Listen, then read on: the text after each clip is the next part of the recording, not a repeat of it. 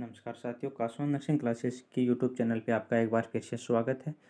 आज अपन डिस्कशन करने वाले हैं वो होगा अपना सर्जरी सेफ्टी चेकलिस्ट के बारे में। सर्जरी सेफ्टी चेकलिस्ट है, ये एक अपना इंट्रा ऑपरेटिव केयर के दौरान होने वाला प्रोसीजर है या फिर एक डॉक्यूमेंटेशन मान सकते हैं कि सर्जरी सेफ्टी चेकलिस्ट है, ये डॉक्यूमेंटेशन फिल करना होता है। बट ये जो सर्जरी सेफ्टी चेकलिस्ट का डॉक्यूमेंटेशन है ये बहुत इंपॉर्टेंट हो चुका है एम्स की पर्पज से। एम्स में हर बार इससे एक क्वेश्चन पूछा जाता है। लास्ट ईयर क्या क्वेश्चन पूछा गया था मैं वो भी बताऊंगा आपको लास्ट में। आपको अच्छे से इसको समझाऊंगा कैसे इसको फिल करना चाहिए और अपने पढ़ने में इसको क्या क्या अपने को मेन पॉइंट्स ध्यान में रखने हैं। तो चलिए शुरू करते हैं। जब अपन ने इंट्रा ऑपरेटिव केयर की बात की है तो अपन पहले ये देख लेते हैं कि इंट्रा ऑपरेटिव केयर होती क्या है, उसके बाद में देखेंगे। वैसे ऑपरेटिव केयर है वो तीन टाइप की होती है: intra operative care, pre operative care और पोस्ट ऑपरेटिव केयर। तो इंट्रा ऑपरेटिव केयर है या फिर प्री ऑपरेटिव केयर है, पोस्ट ऑपरेटिव केयर है, ये क्या है, कैसे होती है, तो मैं आपको बताऊंगा। तो ऑपरेटिव केयर क्या है पहले तो वो ऑपरेटिव केयर का मतलब ये है कि जब भी अपन कोई भी सर्जिकल प्रोसीजर कंडक्ट करने वाले हैं या फिर करेंगे या फिर हुआ है तो उस टाइम में अपन ने जो केयर प्रोवाइड की है वो एक ऑपरेटिव केयर है। ऑपरेटिव केयर है उसको तीन भागों में डिवाइड किया गया है: इंट्रा ऑपरेटिव केयर, परी ऑपरेटिव केयर और पोस्ट ऑपरेटिव केयर। तो आज अपन डिस्कशन करेंगे इंट्रा ऑपरेटिव केयर के अंदर जो सर्जरी सेफ्टी चेकलिस्ट होती है उसके बारे में। अगर आप हमारे चैनल पे नए हैं तो प्लीज़ हमारे चैनल को सब्सक्राइब कर लीजिए। हम आपको बहुत अच्छा रिजल्ट देने की कोशिश करेंगे। तो अगर नए हो तो अपने चैनल को सब्सक्राइब करें, लाइक करें, शेयर करें। तो चलिए शुरू करते हैं इंट्रा ऑपरेटिव केयर के बारे में। तो इंट्रा ऑपरेटिव केयर है वो क्या होता है: the intra operative phase extend from the time the client is admitted to the operative room.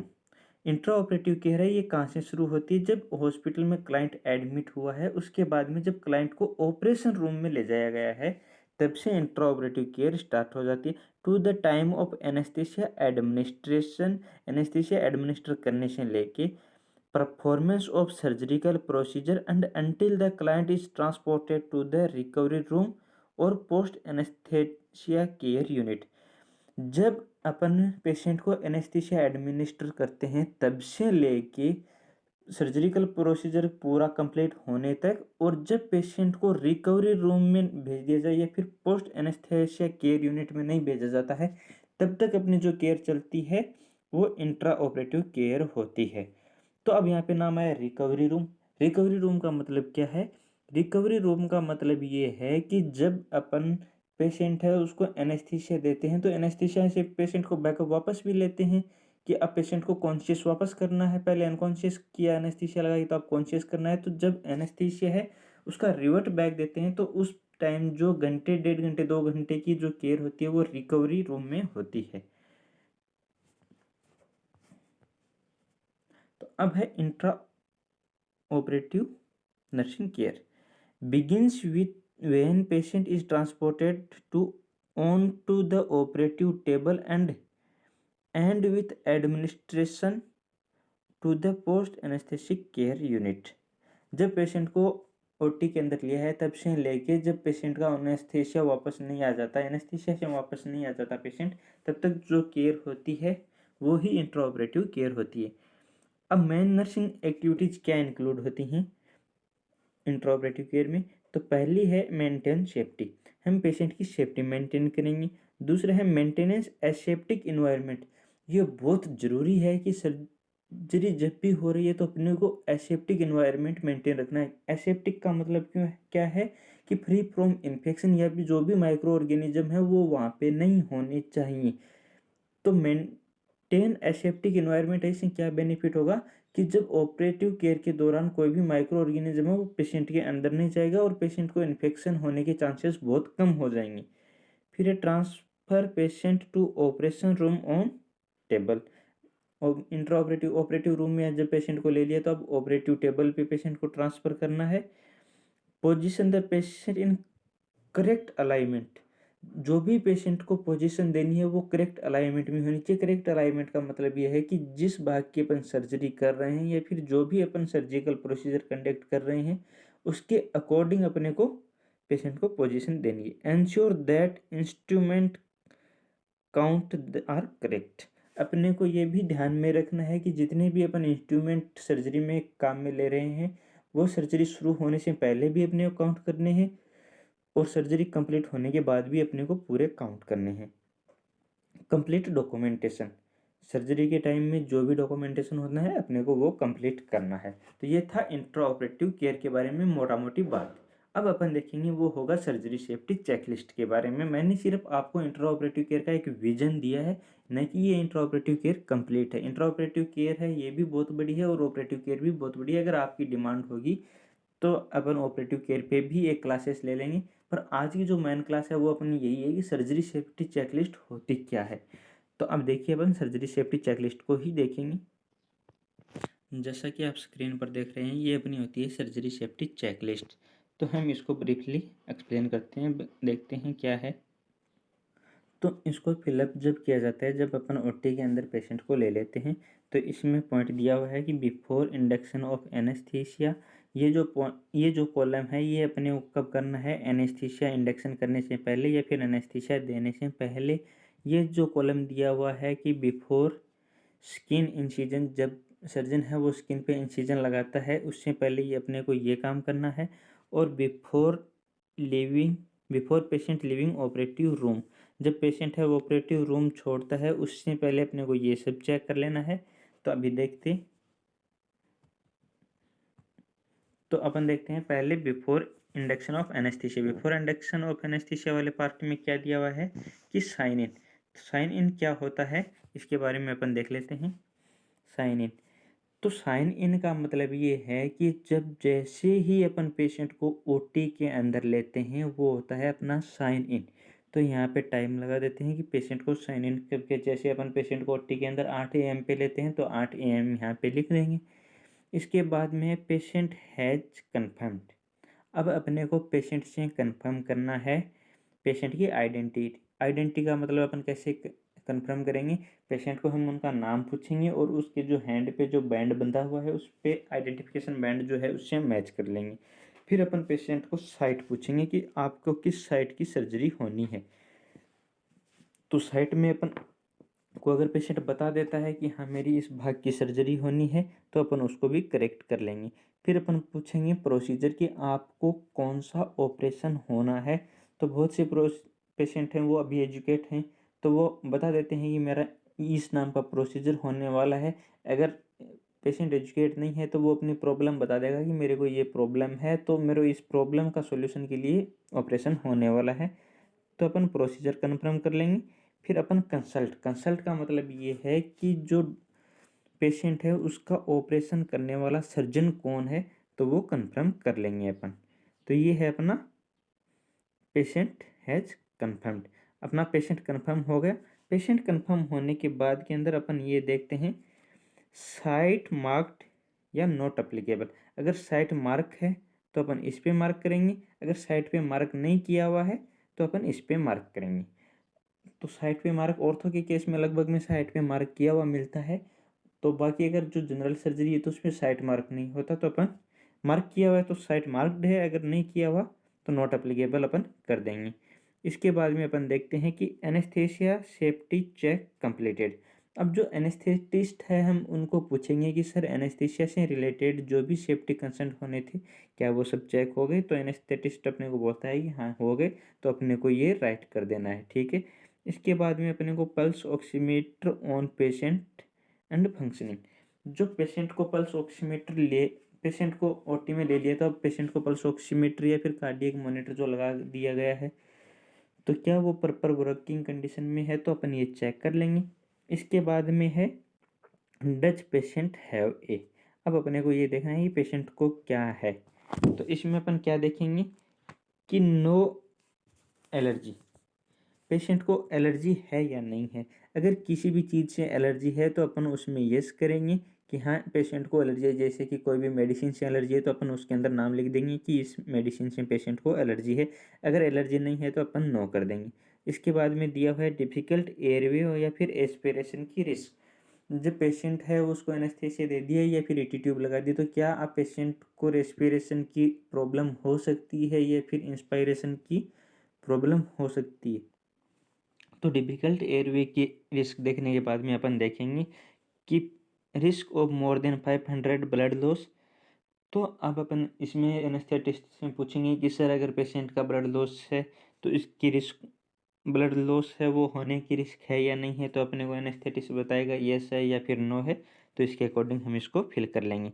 अब इसके बाद में अपन देखते हैं टाइम आउट। अपन ने भी क्या देखा है याद रखना, साइन इन देखा है।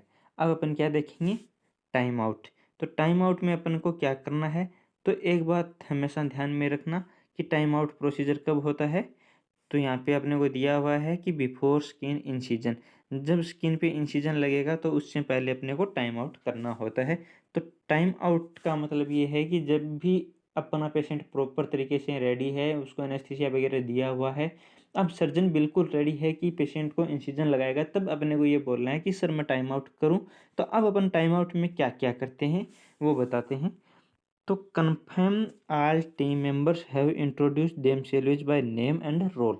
अपने को पहला काम ये करना है कि जो भी जितने भी अपनी ओटी में टीम मेंबर हैं उनका नाम बताना है और उनका रोल बताना है। अपन पहले ये बोलेंगे कि सर अपना पेशेंट है, इसका नाम MR राम है, मोहन है, करीम है, जो भी है अपन पेशेंट का नाम बोलेंगे, पेशेंट की प्रॉब्लम बोलेंगे। उसके बाद में अपन सर्जन का नाम बोलेंगे कि सर्जन ये सर्जन है और पेशेंट की इस भाग की सर्जरी होनी है। उसके बाद में बताएंगे कि एनेस्थेटिस्ट का नाम ये है और इनका काम एनेस्थेसिया से रिलेटेड है। आपके साथ में जो स्क्रब नर्स है इसका नाम ये है और जो फ्लोर नर्स है इसका नाम है वो अपन बताएंगे कि फ्लोर नर्स का नाम क्या है, और ओटी टेक्नीशियन का नाम बताएंगे और उनके बारे में बताएंगे कि ये ओटी टेक्नीशियन है। तो अब अपन इसके बाद में क्या करेंगे, अब पहला काम अपना हो गया कि टीम मेंबर को अपन कंफर्म कर दिया। अब इसके बाद में बोलेंगे अपन सर्जन को, surgeon anaesthesia professional and nurse validity confirm. अब अपने को सर्जन से कंफर्म करना है पेशेंट का नाम, पेशेंट की साइट और प्रोसीजर। अपन को सर्जन को बताना है कि सर ये नाम था, ये साइट है और ये इसका प्रोसीजर होने वाला है। अब है एंटिसिपेटेड क्रिटिकल इवेंट्स। अब कोई क्रिटिकल इवेंट्स कौन कौन से हो सकते हैं इनके बारे में अपन सर्जन से रिव्यू लेंगे कि व्हाट द क्रिटिकल और unexpected set operative during anticipated blood loss. क्या अगर पेशेंट का ज़्यादा ब्लड लॉस हो सकता है या फिर जो भी ब्लड लॉस होगा तो उसकी वजह से क्या समस्या आ सकती है, अपन ये सर्जन से पूछेंगे। और अब एनेस्थेटिस्ट है उनका रिव्यू लेंगे कि are there any patient specific concern. Specific concern का मतलब ये है कि पेशेंट है वो कोई और प्रॉब्लम के साथ सफ़र नहीं कर रहा है, जैसे कि हाइपरटेंशन ये प्रॉब्लम है या फिर डायबिटीज़ मेलाइटिस की प्रॉब्लम है। अगर ऐसी प्रॉब्लम है तो अपन पहले सर्जन को इन्फॉर्म करेंगे कि हाँ ऐसी प्रॉब्लम से पेशेंट सफ़र कर रहा है। अब है नर्सिंग टीम रिव्यू। अब नर्सिंग टीम से क्या रिव्यू लेना है अपने को, has sterility including indicator result been confirmed, are there equipment issue और एनी कंसर्न। तो अब जो अपने को नर्सिंग स्टाफ से क्या रिव्यू लेना है कि अपना जो ओटी है उसकी आपने जो भी जितने स्टेराइल इक्विपमेंट्स ओपन किए हैं क्या उनकी स्टेरिलिटी मेंटेन है। अगर स्टेरिलिटी मेंटेन है तो क्या इसके ऊपर स्टेरिलिटी का इंडिकेटर लगाया हुआ है, और जो स्टेरिलिटी का इंडिकेटर लगाया हुआ है तो क्या उसके रिजल्ट सही हैं। स्टेरिलिटी का इंडिकेटर है वो क्या प्रॉपर ये शो कर रहा है कि हाँ अभी तक जो इंस्ट्रूमेंट हैं वो आपको मिले हैं वो स्टेराइल हैं। ये सब अपने को कंफर्म करना है। इसके बाद में अपने को कंफर्म करना है कि has antibiotic prophylaxis been given within the last 60 minute. Within the last 60 minute का क्या मतलब है कि जब अपन टाइम आउट कर रहे हैं तो टाइम आउट करने के विथ इन 60 मिनट होना चाहिए। मतलब पेशेंट को 20 मिनट पहले दिया हुआ है, 30 मिनट पहले दिया हुआ है या 40 मिनट पहले दिया हुआ है, ऐसे एंटीबायोटिक दिया हुआ होना चाहिए। अगर दिया हुआ है तो अपन पेशेंट को येस बोलेंगे, अगर नहीं दिया हुआ तो नो बोलेंगे। तो अब एक क्वेश्चन ये आता है कि पेशेंट को सर्जरी से एंटीबायोटिक कब देना चाहिए, तो बिफोर या फिर with in 1 hour of the surgery. जो भी सर्जरिकल प्रोसीजर शुरू होने वाला है उससे विथ इन 1 आवर के अंदर अपने को एंटीबायोटिक पेशेंट को दे देना है। अब इसके बाद में दिया हुआ है कि इज असेंशियल इमेजिंग डिस्प्लेड। जो भी ओटी के अंदर पेशेंट था उसका एक्सरे था, एमआरआई थी, सीटी स्कैन थी, क्या वो अपने बोर्ड पे डिस्प्ले कर दिया या फिर बोर्ड पे लगा दिया। क्या इमेजिंग है वो अपने को क्लियर दिखाई दे रही हैं? अगर दे रही हैं तो येस है, अगर नॉट अप्लीकेबल है मतलब पेशेंट के पास है ही नहीं, कोई छोटी मोटी माइनर सर्जरी है तो नॉट अप्लीकेबल है, वरना पेशेंट के पास ये अपने को मिलेंगी। तो अपन ने भी क्या देखा है, टाइम आउट प्रोसीजर देखा है। तो टाइम आउट प्रोसीजर कब होता है? Time out procedure before skin incision से पहले अपने को कंप्लीट करना है। अब अपन देखते हैं साइन आउट। साइन आउट जैसे आपने जीमेल को लॉगिन करते हैं तब नाम आता है कि साइन आउट, मतलब छोड़ने से पहले। तो before patient leave operating room, अपन साइन आउट कब करते हैं? जब पेशेंट है वो ऑपरेटिंग रूम छोड़ता है, उससे पहले अपने को साइन आउट कंप्लीट कर लेना है। तो साइन आउट में अपन आप क्या देखेंगे? Nurse validity confirm with team. जो भी नर्सिंग स्टाफ की अपनी टीम थी जो टाइम आउट से पहले इंट्रोड्यूस करवाया था, तो वो आप टीम से कंफर्म करेगी। The name of the procedure record, आपने जो प्रोसीजर किया है उसका नाम वही है जो आपने टाइम आउट से पहले बताया था। और क्या देखेगी? The instrument sponge and needle count are correct. Time out से पहले जो आपने नीडल इंस्ट्रूमेंट का काउंट किया था, क्या अब स्किन को इंसिजन लगाने से पहले जो टाइम आउट अपन कर रहे हैं, क्या इंस्ट्रूमेंट का काउंट कंप्लीट है, क्या स्पंज का काउंट कंप्लीट है, नीडल वगैरह है इनका काउंट करेक्ट है? ये क्यों देखते हैं? आपने बहुत सी बार सुना होगा कि सर्जन सर्जरी कर रहा था, भूल में सर्जन ने कोई भी स्पंज अंदर ही छोड़ दिया या फिर कोई सीजर अंदर छोड़ दी। तो इस कॉम्प्लिकेशन से प्रिवेंट करने के लिए अपन क्या देखते हैं कि जो भी इंस्ट्रूमेंट काउंट होते हैं वो कंफर्म कर लेते हैं। इसके बाद में अपन क्या देखेंगे? How the specimen is labelled. क्या कोई पेशेंट का स्पेसिमेन लिया गया है? जो भी सर्जरी हुई है, जैसे कोई भी कैंसर था, कोई भी ट्यूमर जो बाहर निकाल ली है, तो उसका क्या स्पेसिमेन लिया है? अगर स्पेसिमेन लिए है तो क्या उसको लेबल किया है? अपन को जो लेबल किया है तो उसको अपन को इंक्लूडिंग पेशेंट नेम, पेशेंट का नाम भी उसके ऊपर लिखना है। Whether there are any equipment problem to be assessed, मतलब जब भी अपन ऑपरेटिव केयर कर रहे थे तो क्या कोई भी ऐसा इक्विपमेंट आया था कि जिसकी वजह से अपने को प्रॉब्लम आई हो, ये अपन इसमें पूछेंगे। दूसरा, surgeon anaesthesia professional and nurse review the key concern for recovery and management of the patient. अब अपने को ये सर्जन से और एनेस्थेटिस्ट से ये पूछना है कि क्या अब इसको पेशेंट को स्पेशल कोई केयर की नीड है, अपने को क्या केयर करनी है, आप क्या ट्रीटमेंट प्रोवाइड करना है, तो ये अपन पूछेंगे साइन आउट में। तो अब एक बात आप नोटिस कीजिए कि अपन ने पढ़ा क्या क्या है। अपन ने अभी तक पढ़ा है sign in, time out, sign out. तो component of surgery safety checklist के क्या क्या कंपोनेंट होते हैं? तो सर्जरी सेफ्टी चेकलिस्ट के 3 कंपोनेंट होते हैं, sign in, time out, sign out. एक बार दोबारा देख लीजिए, sign in, time out, sign out. ध्यान रखिए इसके अंदर टाइम इन नहीं होता है। क्या नहीं होता? टाइम इन नहीं होता, जबकि साइन इन होता है। तो अब देखिए कि लास्ट ईयर में एम्स का जो एग्ज़ाम हुआ था 2021 में, तो उसमें क्या क्वेश्चन आया था? तो उसमें क्वेश्चन ये था कि which of the note A component of surgery safety checklist. Surgery safety checklist का कंपोनेंट क्या क्या है? तो उसमें ऑप्शन में ये दिया हुआ था, time in, sign in, time out, sign out. तो क्या नहीं होना चाहिए था? टाइम इन नहीं होता, जबकि क्या होता है? साइन इन होता है, टाइम आउट होता है और साइन आउट होता है। तो याद रहेगा सबको। अगर टॉपिक अच्छा लगा हो, अगर कुछ समझ में आया हो, तो प्लीज़ हमारे चैनल को सब्सक्राइब कीजिए, लाइक कीजिए, कमेंट बॉक्स में कमेंट जरूर कीजिए। अगर इससे रिलेटेड कोई भी डाउट आपको रह गया हो तो आप कमेंट करके हमें बताइए, हम ज़रूर आपका डाउट कंप्लीट करेंगे। और अगर कुछ भी चीज़ समझ में नहीं आई हो तो आप दोबारा बता सकते हैं कि हमें ये चीज़ समझ में नहीं आई, या फिर कोई भी आपको इसमें प्रॉब्लम आ रही हो तो वो भी बताइए, ताकि हम उस पर भी सुधार करें। और कोई भी एडवाइस देना चाहो तो आप एडवाइस कमेंट बॉक्स में दे सकते हो। और कोई भी अगर आपको अलग टॉपिक पे क्लास चाहिए कि सर इस टॉपिक पे क्लास बना दीजिएगा, तो हम उस पर भी क्लास ले लेंगे। ठीक है, धन्यवाद। Have a nice day.